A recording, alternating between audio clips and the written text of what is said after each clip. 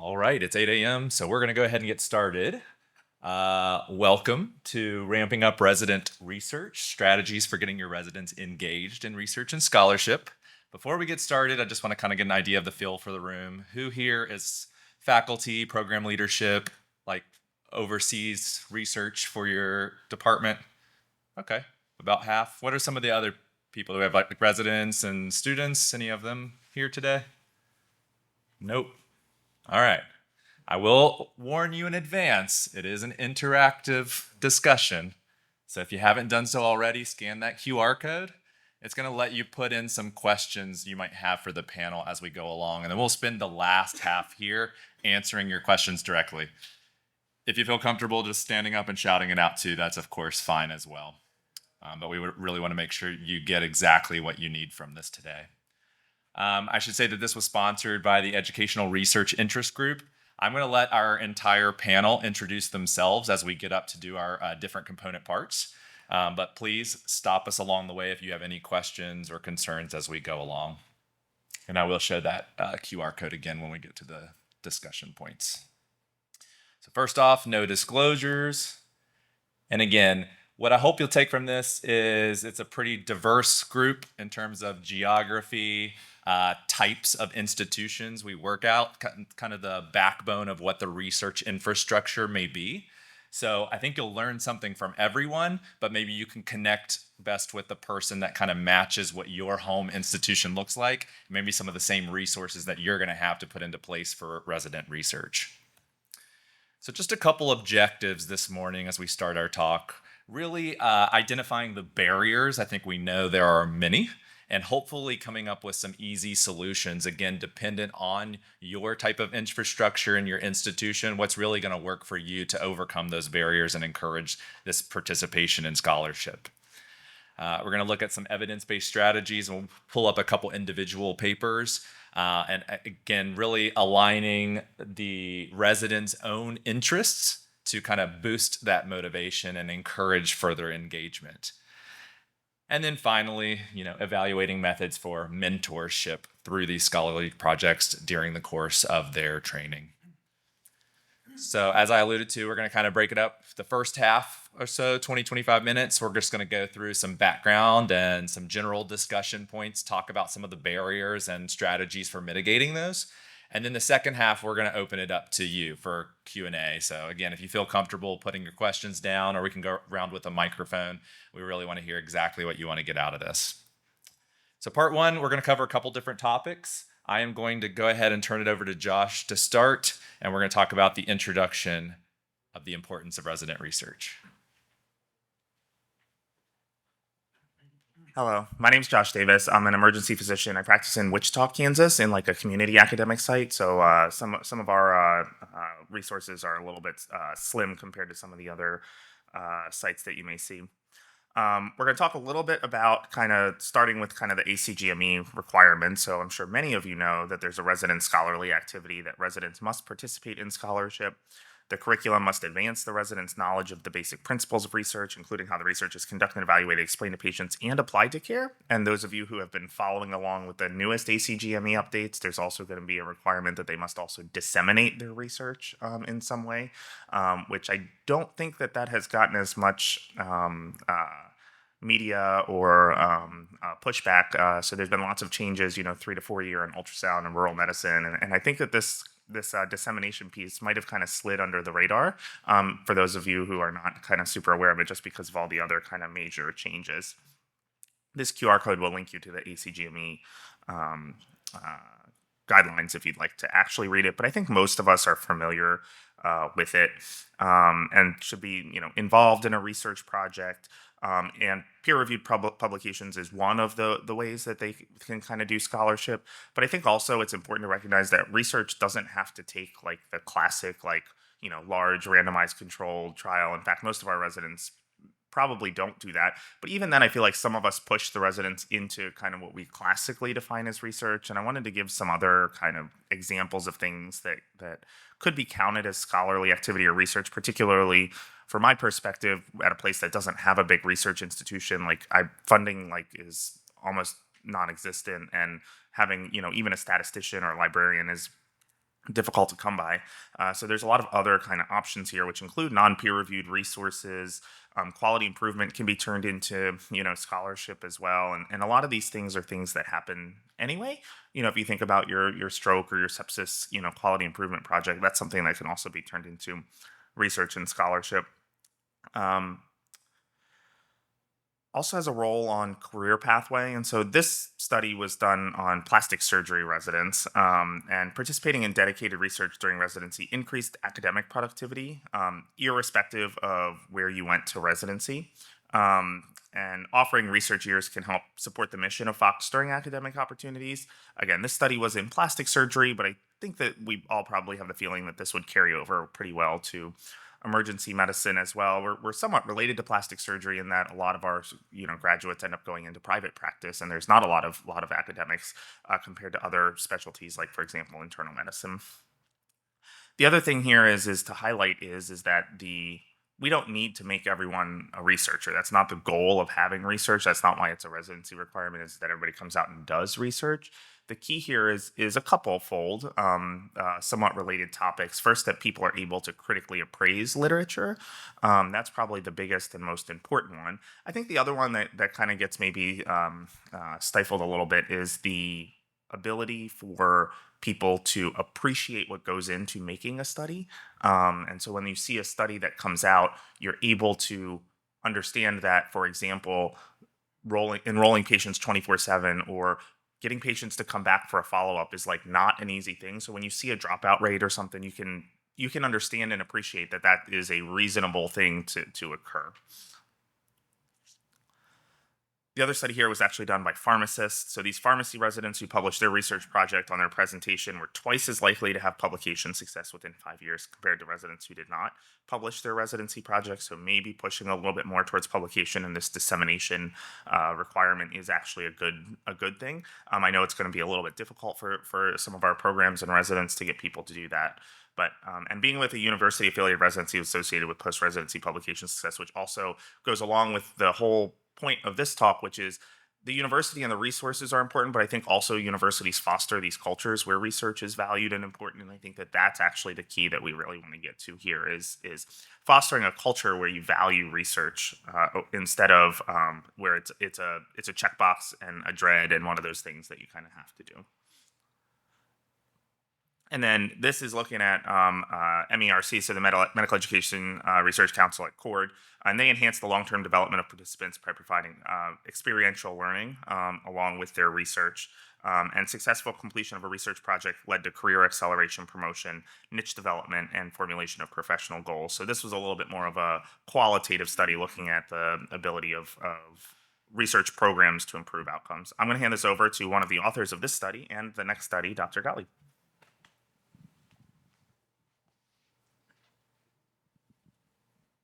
All right, so I got tasked to talk about this study, which was nice because I wrote it. So I don't like to stand behind podiums, so I'm going to stand up over here.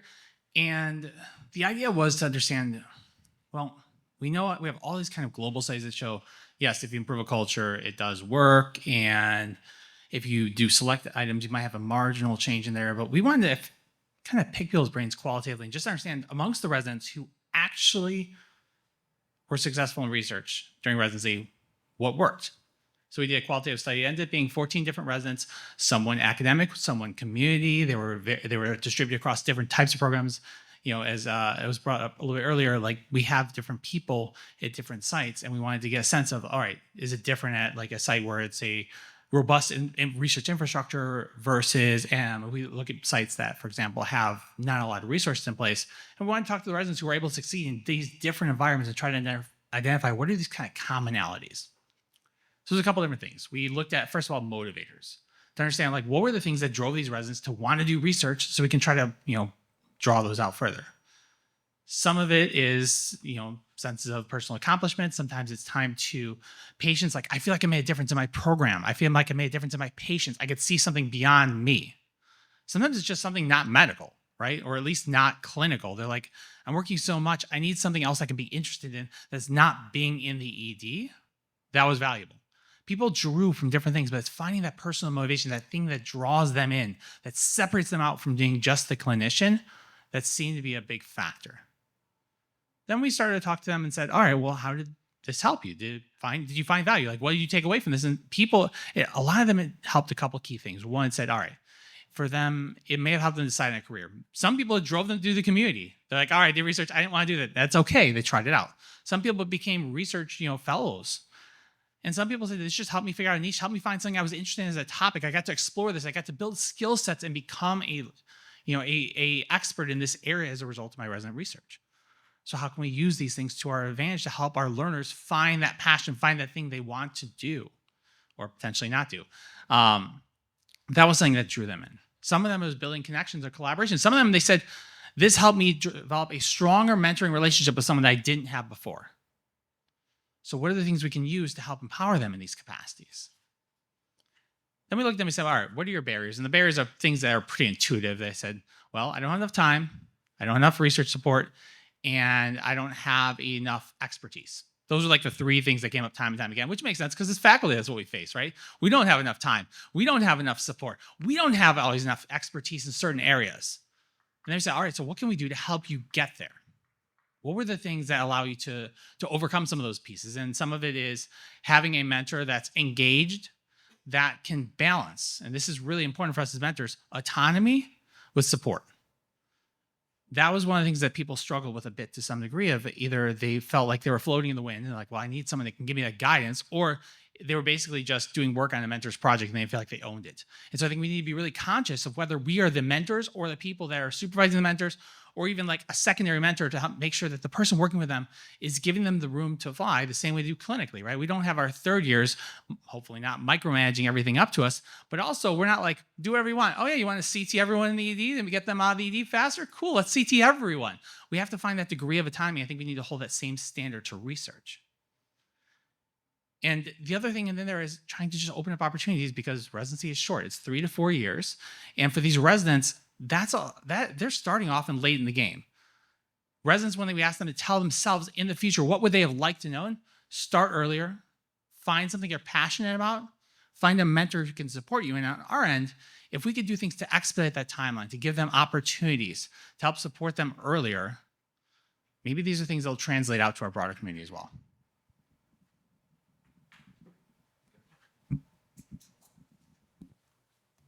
All right, we're going to move right along. We'll bring up Alina to talk about overcoming common barriers to research engagement. Hey guys, so I'm Alina, I'm coming from Yale. I know we're going to introduce ourselves a little later in the panel. So I will be talking about the three-ish common barriers, and I think they are going to expand on the themes that Mike just introduced. So what are the three common barriers that we thought are the most likely stopping our residents from engaging with research or scholarship during residency? First is imposter syndrome. So the scenario is we have a resident who is just scared, right? Like they've never done research. And that's, I think, even at a place like Yale, most of our residents, or at least the majority of our residents, they've never engaged with research. They find it overwhelming. And they are worried that if they announce to the world or their program director or the research directors, hey, I don't know what I'm doing, they might be judged. So what do we think are the solutions? I think the solutions are really from what Mike said. It's really mentorship and giving them structure and logistical support.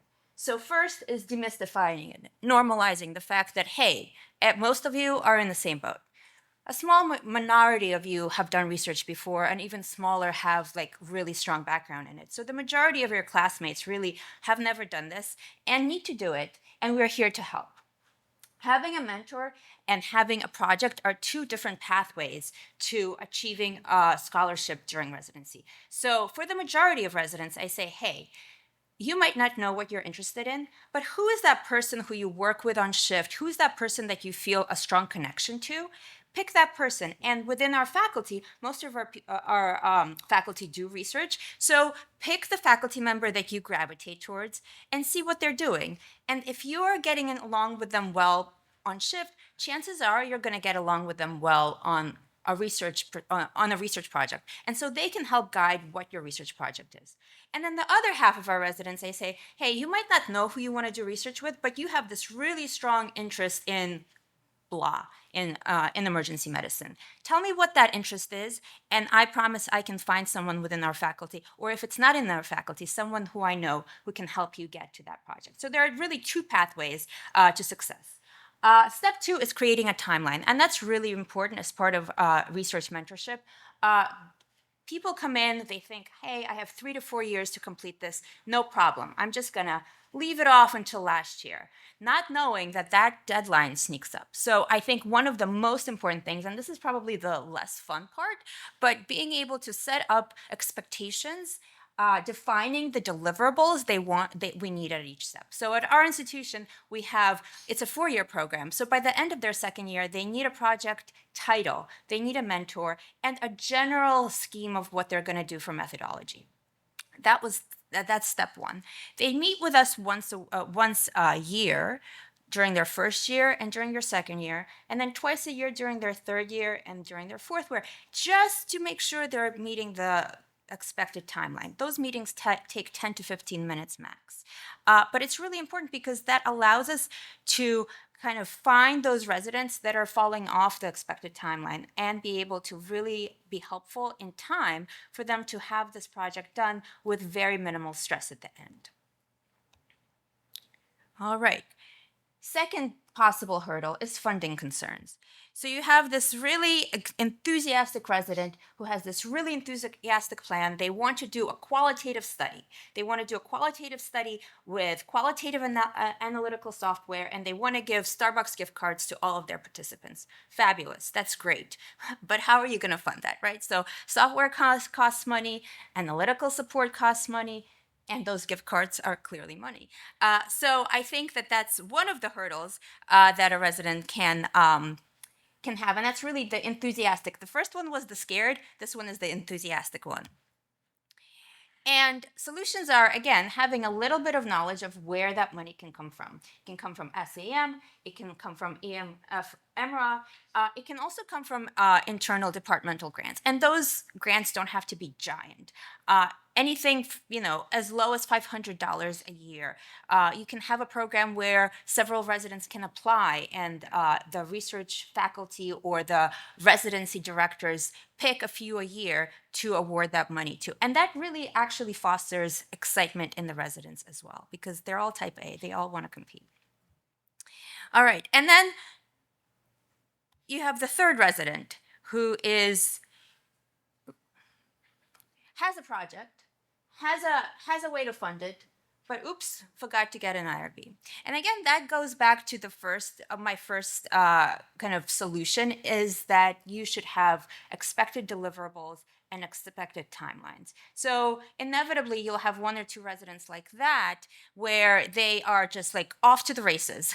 They're so excited. They have the plan, but they just forgot one very, very, very important logistical step. And so that's where, again, very appropriate experienced mentorship really is important.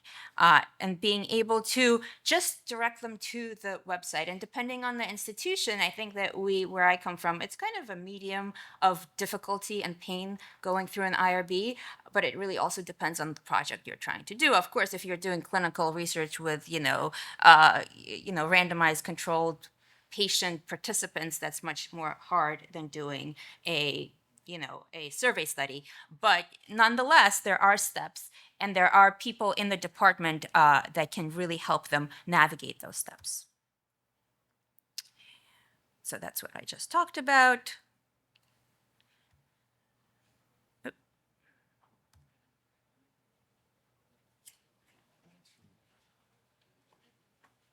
All right. You probably noticed there were 6 names, but there's only 5 of us up here. Unfortunately, Dr. Ganti had a personal problem at the last minute and was not able to travel. Her section was on strategies to foster a research culture. And I think we're going to adequately cover that in the Q&A session. So I'm going to go ahead and move on for right now to Dr. Alorda. But if there's any lingering questions, concerns, things we can do to discuss this further when we get to that portion, please let us know. So, Dr. Alorda.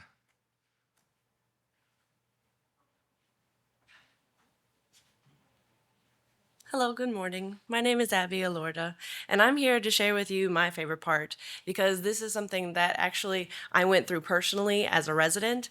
And my biggest thing was okay, so I'm at a small community based hospital. We don't have a lot of resources, but I wanted to get involved in research. And I said that very timidly, like, okay, I can do this, I think.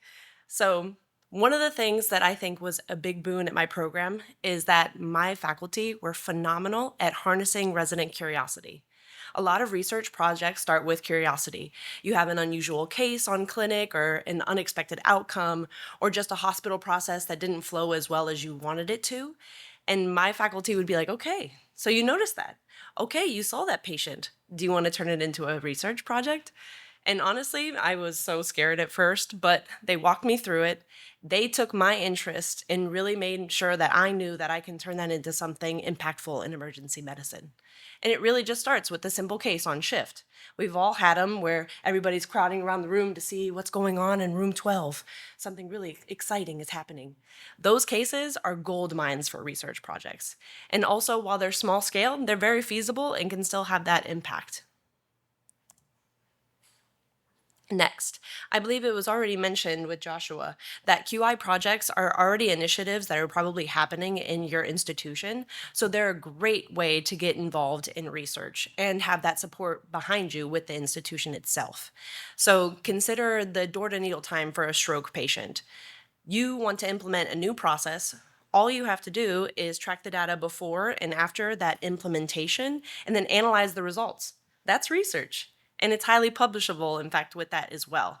And most likely because these are things that your hospital is really looking at and making sure that they want to impress, that they're definitely going to be the support behind those projects as well. Now, one of the things that I also was really excited about in my program was that we had a few different residencies that were nearby that we actually got to collaborate with, and that really turned your small little research project into something that had a bigger impact. Because not only do you take your residency sample size, but if you add it to a few others, now you actually have enough power in your study to get those important statistical analyses done and actually have that impact. While some of you may have like residents that have gone out into the community nearby, or maybe you just have co-residents that you keep in contact with in different states, or even if you don't have any of the above, there are still options with, say, SAEM or AAEM to make those connections and collaborate across different institutions so that you can really harness that statistical power in your studies.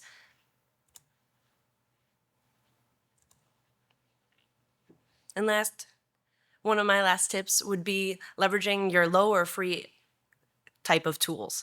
Some of you might recognize these lovely, I don't know if I'm allowed to say the words actually, but if you recognize the actual caricatures, they might be something that you're familiar with. And so if you don't have a big budget, you don't have a lot of institutional support, you don't have that grant yet, but you still have a resident that wants to be that gung-ho, I'm ready, I want to go, let's do this.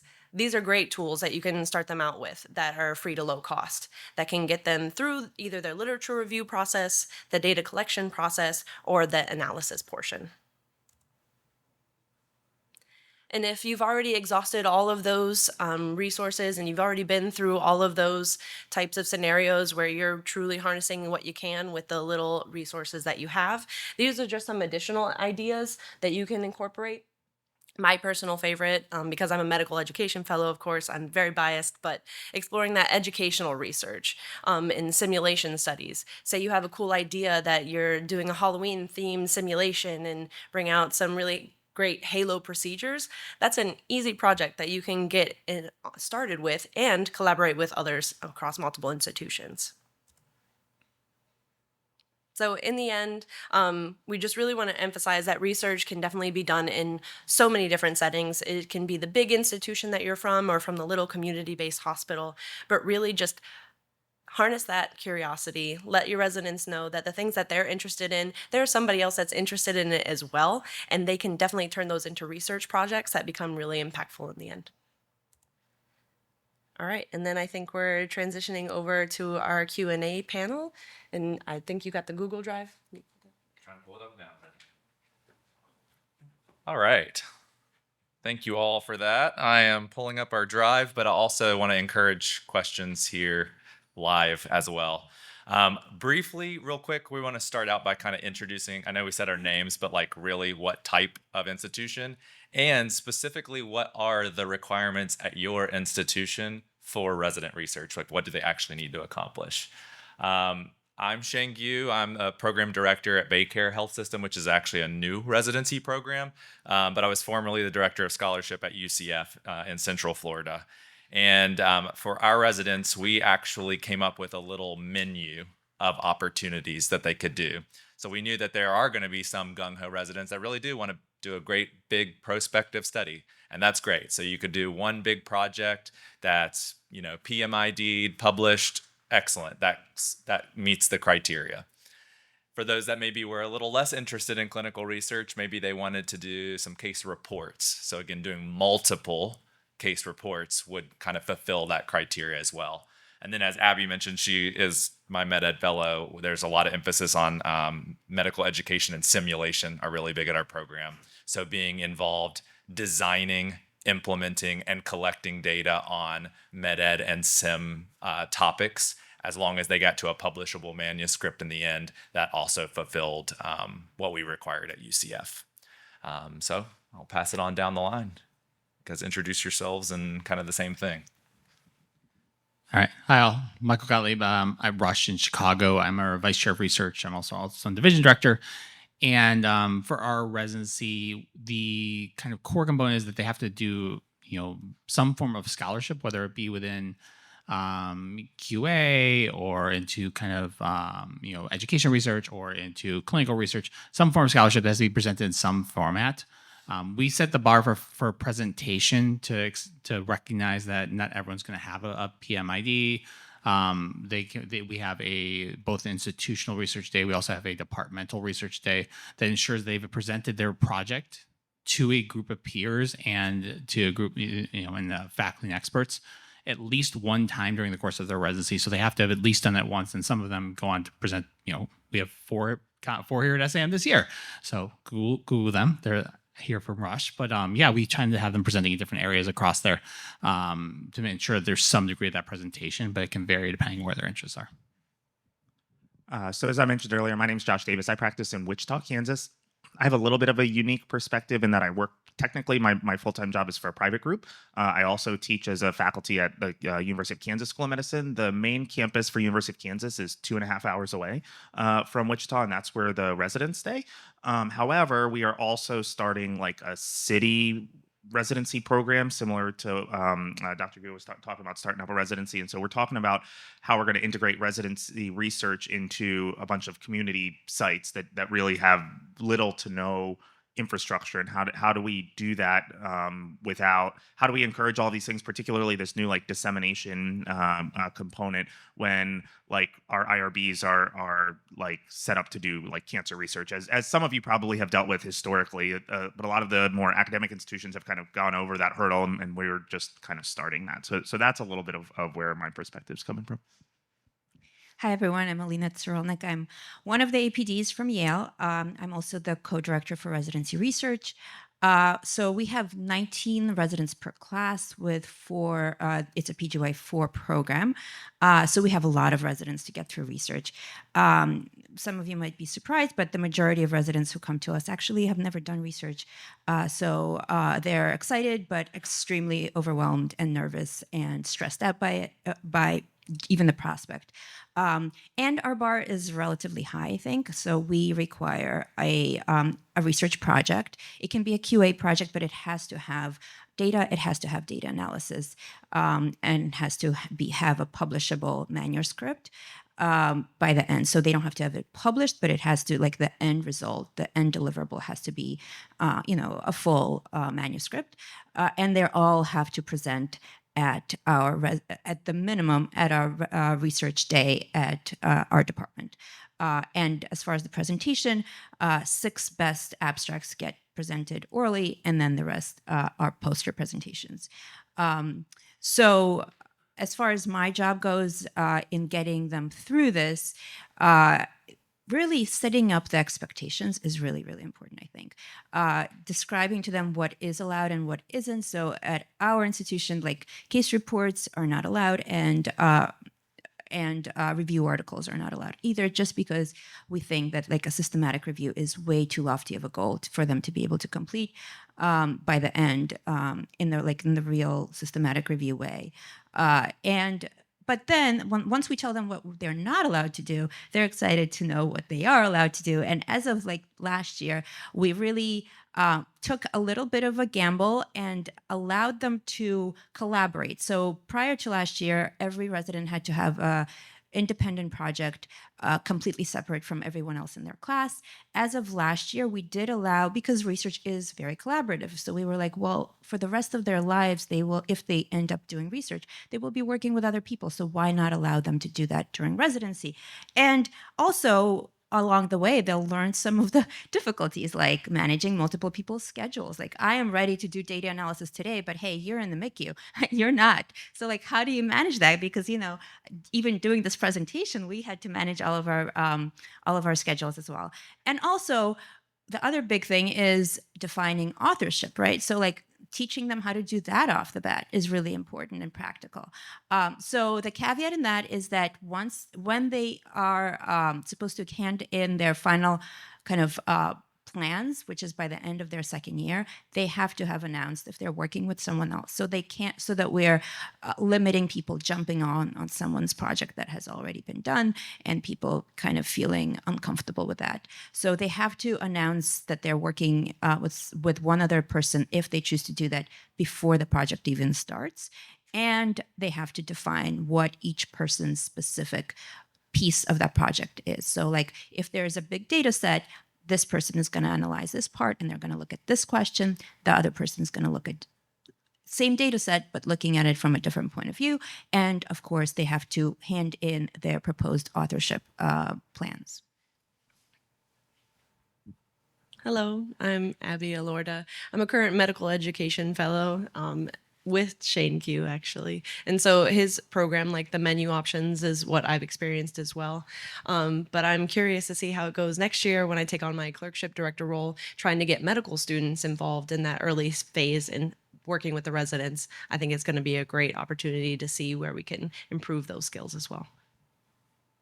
All right, perfect. So let's just open it up to the room right off the bat. Anybody want to volunteer questions out loud, or I can start picking from the list as well? Any burning? Yes, sir. With the mentor-mentee relationship, where on the spectrum are most of you in terms of what's driving the research? Is it mentee-resident-driven idea, or is it mentor-driven idea? Beautiful. So just to repeat for everyone, the mentor-mentee relationship and what's really driving the productivity. Is it the mentee or is the mentor kind of having to force it? And you want to take that, Ali? Yeah, I can take that. So I think at our place, it's really 50-50. So it depends on the resident and how much enthusiasm they have on a specific research idea and question. So they meet with myself and my research co-director, and we say, hey, do you have a question? Is there something that you want to learn about emergency medicine, operations, whatever, education? If they have a plan or a question or some inkling of an idea of what they want to do, we pair them up with someone who we think will support their idea. But I would say 50% of our residents are like deer, caught in the headlights. They're like, I don't know. I just need to do this research project. Please help me. So then I go back to them by saying, okay, you are really not sure what you want to study, but tell me, like, who do you get along with? Whose personality do you think you mesh well with on shift or off shift or whatever? And then I kind of pair them up like, match.com. And I say, I send an email to both those people and I say, hey, offline, I actually approach the potential person just so that things are not awkward and say, hey, Joe Schmo wants to do research with you. What do you think? Do you think you have something that you would be interested in? They say, sure, most of the time. And then I send an email connecting them. And at that point, I think that the research idea is more driven by the faculty because the resident was so overwhelmed by even the thought of thinking. But the goal is that they are an integral part of designing the project. So we would not expect the resident to jump on something that the IRB is already approved, the lit review has already been done, even like the data set is like, we want them to be on a project that is in the earliest stages possible. I would just echo that I think it's probably about 50-50. I'm more of a Tinder than a Match.com, but yeah. No, but I think one thing that I find really helpful is when, like, a lot of times we get like a resident like, hey, I have to do a research project, or like, I'm interested in research, or I think it's helpful to ask them what their project idea is, and not that they have a good project idea like off the bat normally. However, their response to that can really drive how you approach it. So if somebody comes up and they're like, you know, I'm really interested in research, or I need to do a research project, and so what project idea do you have, and or like what are your interests? And the response you get is emergency medicine. Like that tells you that you might have to find someone to do that. Whereas if somebody comes back and says, well, I'm really interested in sepsis and critical care, and I want to know how procalcitonin does this in sepsis, or some other kind of thing like that, then you have someone who actually has an interest and has an idea, even though their project may be totally not feasible, or may not be something that's done. You at least know that you have someone who has an interest and has done some looking up, and you have that person already has a project, and you can drive them to the right person. So if you pick something that's one of my interests, I'll gladly mentor you, or something that I can see myself getting interested in. If, like, for example, I had someone recently, they wanted to do an orthopedics project, like just not my field of expertise, but I can get you to our orthopedics department, and I can make the connection so that you can get someone who is a mentor who wants to do that. Or if we don't have a great like PICU, and there was somebody who wanted to do pediatric critical care stuff, like I can get you nationally, like I can find you someone who also can mentor you in the right way. But I think that that's a good question to start out with, to figure out that, like, how are you going to match people? I think those are all really, really amazing points. I want to build on that a little bit. As I mentioned a bit earlier, in some of the research we've done across several studies, is that autonomy and offering opportunities are two things that tend to help residents be more likely to complete research effectively. But there's definitely going to be the residents who are going to come in. They're like, I have no idea what I want to do, and you're going to pair them with the faculty, and the faculty is it can easily become that driver. And I think we have to be careful of that mentality of like, let me pull you on my project, and now I'm going to just run this project, and you're going to collect data for me. Because once you become that passive role, you're no longer engaged in the project. They may complete the research thing, they may present it, they may even publish or present the abstract, but they're not going to feel engaged, and that's not how we create people who are going to be active consumers or creators of research. So what I found, and this is more anecdotal, like what I found in mine, having been the fellowship director for an ultrasound program for a number of years, where you have 1 year to get someone who may have had zero research experience into, graduating with a publishable project and had consistently averaging 3 to 4 papers a year, is that you have to find some way to get them engaged, but be conscious of your time. So what I do, and kind of with my fellows, or what I did when I was fellowship director, what I now do as the vice chair of research, is I present them a project, but I'm just going to give them the broadest of strokes and then ask them to create the project. Because they may just struggle with an idea. Residents they're coming in, they're just still trying to learn medicine. They probably don't have a good sense of a good research question because they just don't have the volume of cases yet to know. I mean, some of them may come in. I've had some residents who come in with a very discrete project, and I'm like, wow, and they get published. And they led that thing truly from the ground up. But there's some residents who are like, I don't know, I like critical care. And then you're like, okay, well, now what am I going to do? And so I think coming in, if you have a project, and a lot of our faculty have projects, they need someone to engage in them. Rather than being like, hey, I need you to just collect these data and enroll these patients, you might say, and I'll give you an example. One that we did with one of my fellows a couple of years ago was I wanted to study whether there was a difference in putting tegaderm, like those clear transparent dressings, across the eye, and whether that made a difference versus putting it across a closed eyelid with no dressing. And I knew what I wanted to do, but for the fellow, I said, all right. So I want to study the effect of the clear transparent dressings on the quality of ultrasound. What would you do? And I made them walk me through step by step. How would you study it? What type of trial design? How would you operationalize it? Who would you include? What were your outcomes? How are you going to assess this? Who's going to do it? And I forced them to tell me the entire project step by step of what they wanted to do. And then we ran it. And they jumped into it as IRB approved, but they had to come up with it themselves. They had to own this project themselves. So when they presented the abstract, when they wrote the paper and first authored the paper, it wasn't something they inherited. They felt like they truly owned it from the ground up, even though they technically inherited a project. And so I think if we can find a way to give them autonomy, even if it's not necessarily their idea, that will be key to engaging them and creating those people who actually feel like they created that research instead of just passive observers. Yes, sir. Hi, my name is Hamid. I'm a PEDS emergency medicine physician at Children's Medical Center. like austere limited resource setting in New York. So 2 comments and 1 question. One is that, to your point, one of the things we do is that every summer we have medical students who come and help volunteer in data collection, and it can really help. And it's extremely valuable resource, especially if you're doing a prospective study. And even things like, getting consent, which can be extremely challenging sometimes, they really help with that. So that's definitely something that you can do. You can engage medical students. Second is that you have freely available national databases, like the trauma database. PCARS actually puts out their databases for free. And sometimes your kind of fellows use those databases. So if there's a question about time and being able to do a study, definitely you can use some of these free databases. And my question is that, we don't have a dedicated statistician in our department. So how do you all navigate that portion of research? So for me, honestly, it takes a lot of just learning it myself. I do a lot of the things that other institutions where you have a librarian do it or you have a statistician do it. I learned how to do it myself, and I honestly probably learned like the most inefficient way to do it. So like no seriously, like I did it on Excel for the longest time. Like I tried to run like complex stats on Excel just because that was what I was familiar with, and I think it just takes someone being willing to do that. You do have to have I mean, you don't have to make a complex statistical model, but you do either have to have that or you have to pair with someone at another institution who does have access to that if you're going to be doing kind of multi-institutional kind of type things.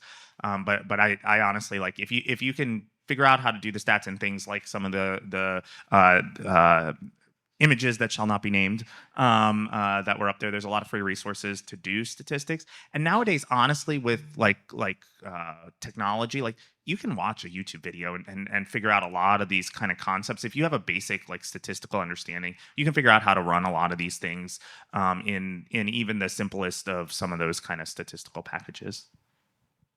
So a couple of ways. One is finding a local grad school and a grad student, and or a professor teaching a grad school who has a room of engaged learners who want to learn how to do it. And sometimes they even need a project.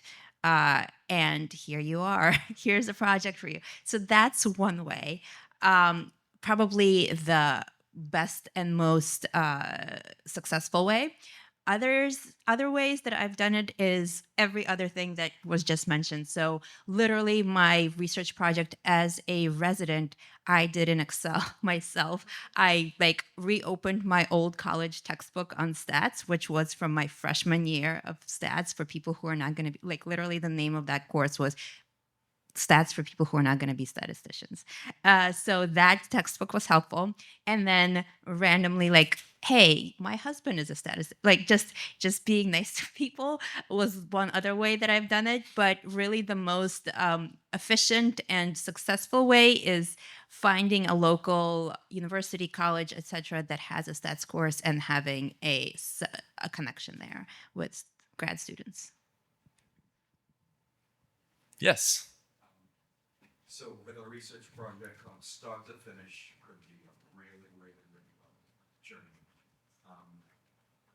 What level of involvement do you expect of the resident to deserve acknowledgement or authorship? And because we're talking about conception, we're talking about data analysis, you're talking about submission or publishing authority, but there's also things that are time sensitive, like revise and reconsider. All those things that go on that could exceed the time that the person is a resident. So I'll leave that. That's more for me. Well, I mean, I think you highlight one thing. So I think the criteria for authorship are pretty well established. You have the ICMJE criteria for authorship. I think that's pretty well established. I think the difference is what we're requiring of residents is, in my opinion, more than that. I think you're requiring a little bit more engagement, like Dr. Gottlieb was talking about, more so than just authorship. I think authorship is part of it, but what we're asking is, I mean, someone could theoretically fly under the radar, get on a project that was already started and already had an IRB done, present it once and get on his authorship and kind of meet the criteria. But that doesn't, meet the spirit of the requirement more so than the checkbox, which is what we're really, the whole presentation here is trying to avoid is a bunch of people meeting a bunch of checkboxes, which totally defeats the purpose of having these. It's kind of like a lot of the laws that we have, right? Like you can look at the spirit of the law or the word of the law, and if you go by the word of the law, that's not necessarily getting to the point of what we're trying to do. And I would say, again, timelines matter too. So again, we're a 3-year program. Our expectation is by the end of first year, you have the idea, the conception, the project outline. Second year is really about performing, collecting data, getting all the stuff that you need together. And then third year is about making that manuscript and disseminating it. And again, like you said, depending on the type of project, how big or small scale, all of those are going to be a little bit variable. And then again, kind of based on the learner yourself. I think we mentioned earlier, the bare minimum we want every resident that completes EM training is that they're going to be able to come out on the other end really knowing how to critically appraise literature and be appreciative of what it really takes to do a project from start to end. But you're going to have residents like Abby who did like 15 national presentations during residency and a million publications. And then you're going to have other ones that you literally have to drag kicking and screaming to do one project. But again, having those very clear timelines and expectations as you go along as well. Yeah, and just to kind of build on that, so myself, Mike, and others have talked about this, a framework for resident research, and published on it, and I'll actually be presenting an abstract on this on Friday, not a plug. But basically, it talks about kind of translating the spirit to the checkboxes in that there are certain criteria that we want our residents to meet when we say you completed a scholarly project. So that criteria includes coming up with the IRB, coming up with the methodology, the results, the conclusions, et cetera, and hopefully dissemination as well. And once you feel like your resident has clicked all those or checked off those boxes, they really are engaged, because in order to do that, you have to be like, if you are the one submitting the IRB, if you are doing the data analysis, you can't help but be engaged in this, as opposed to just, being there to edit someone else's paper, which wouldn't count for all of those checkboxes. And then once they get through that, basically authorship is, they should be, if they came up with the idea and put it through fruition, if not the first and the second author. And that has to be discussed right in the beginning. Like, that is one of those things that I ask them to submit before the project is even ready, because it's very awkward. I think many of us have been in that situation where, well, I wrote this, I helped you write it, why am I not first author? And you really don't want that conversation to happen at the end. You want to be able to talk about it in the beginning. Personally, at our institution, the majority of these projects, the PI is like the faculty mentor. If they're senior mentor, they're going to be last author. And then a more junior faculty might be first author, depending on how much mentorship that person did for the resident. And the resident is always at least the second author, if not the first, for any publications. For all presentations, they are allowed to be first. But again, that is something that we always discuss with the mentors and the residents up front. And I'll just add the little tidbit of make sure they use personal emails or the faculty as the corresponding author, because I've run into that many times where it gets submitted and then it just like disappears because they lose institutional access, no matter how early they're submitting it. Because like you said, there's a revise and resubmit and then another revision. And then so even if it's 6 months before they're going to graduate, like just encourage them to use their personal emails or the faculty to be a corresponding author. So because otherwise, like if the faculty's not invested, you garner this project from the ground up, and then they're so close, and then they just lose institutional access and can't respond to the 48-hour deadline or whatever they need to do. So. I think we had one last question we can take here. Obviously, this panel is very invested in having our residents be successful in research. But I'm curious if the panel has suggestions for how to incentivize and motivate other faculty to bring a resident project on. Excellent. You all heard that. So incentivizing faculty. It's a good one. That's a great question, and literally an entire topic for itself. A couple things that from my lens, I'm kind of curious from the rest of the panelists as well what they've done. Barriers that often faculty face, like there's the same imposter syndrome that Lena mentioned earlier. Our faculty face that too. They're like, I don't feel like I could do the research. And so kind of working with them, say like, okay, so where do you feel like the areas you're comfortable in? Where are your gaps? We have faculty who have, actually fairly niche experiences that are really, really cool. Like one of our faculty is a national expert in forensic medicine. Another one is a national medical legal expert. And they were like, I don't think I could do research because I can't do stats. And we're like, oh no, we can help you. I've built a cadre of stats friendly people that will do it for free for me. They'll help you with this, and I'll help you with methodology. You are a national expert in this. Let's bring your content in. Sometimes it's pairing them up, so it's not just a single faculty member; it's a faculty team. One person brings the methodological expertise, but it's a lighter lift because they're doing methodology, but they're not doing the entire project. One person brings content expertise. Sometimes it's finding what are the gaps in there. So I think that's one area, is just making sure the faculty feel empowered to do so. We built this into our incentive model too, so that they get time for meeting with the resident to work through this. So if there's components of there, I've heard of models also where faculty will get time off, they'll get shift dedication off there. So some form of like carrot rather than stick. So instead of making it a requirement, because people do the checkbox, so they check the box, but instead feeling like, wow, I can build my skill set, I can grow from this experience, I get time, I get money, I'm positively reinforced to do so. Seems to work better, and we've seen this rise in our cadre of faculty. So it's less of a, oh, I'm paired and I'm kind of a passive member, to I'm actively with the resident and we're cheering each other on to be better at this together. I think it's really about finding the motivators, like Dr. Gottlieb was getting at. If you are an academic affiliated program, they're going to need that for promotion and tenure if that's a part of it, right? If that's not, you're at a community hospital, maybe it is buy down time or some kind of financial incentive as well. So really getting at what is a motivator, be it extrinsic like those or intrinsic, really building on their own passion and expertise, getting that involvement.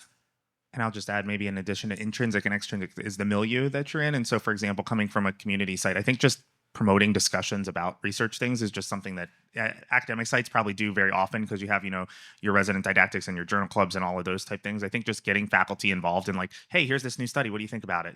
Like those kind of type things. And we do that over like group emails, and we have like a Facebook group, and I know it's Facebook 1990s, whatever. We're a bunch of old people, so or whatever the what is it, X now? Is that the new one, or what? My MySpace is super up to date. But yeah, so I think engaging in generating a culture is also like the first kind of step there, is to have a milieu where that's kind of valued and discussed and appreciated. And you can get everyone's input, because everyone kind of has an opinion, right? You get 10 doctors in a room, you get 12 different opinions on how to do something. So. Well, excellent. I think we are at time. Thank you all so much for joining us early this morning. I think we can hang out for a couple minutes up here if you have any other lingering, burning questions, but thank you so much and enjoy the rest of SAEM.